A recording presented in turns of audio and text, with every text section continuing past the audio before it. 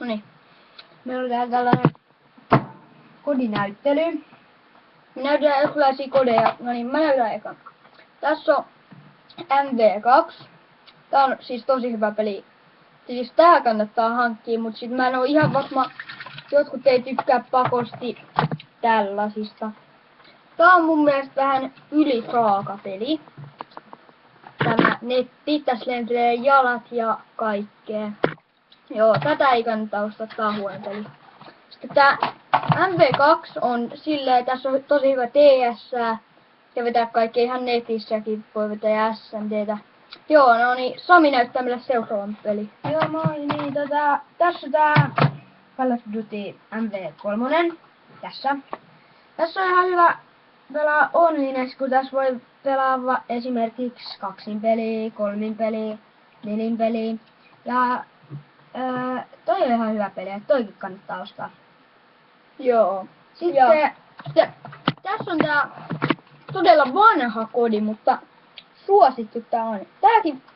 Tää on sellainen hyvä snipauspeli ja tässä on tosi hyvä fiidaa ja kaikkea. Joo, tässä, arvatkaa mikä, BO2.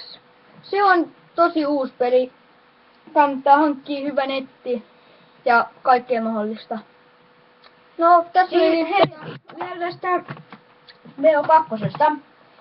Tässä voi niinku olla näitä zombeja vastaan pelata. No näytä nyt sitä peliä. Sitten multiplayerissa ja myös kampanjissa, että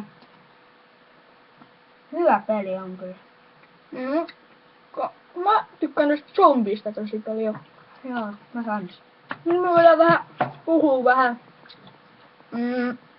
tulevasta. Joo. Niin meidän tulevassa ne tulee olemaan paljon videoita. Joo.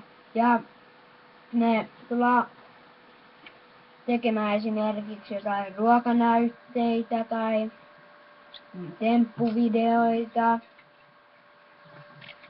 Tai Ihan mitä vaan. Niin, me ollaan aika tällainen sekava. Ja tilatkaa meidät. Tilatkaa MR Ebin Films. Ja se on moro.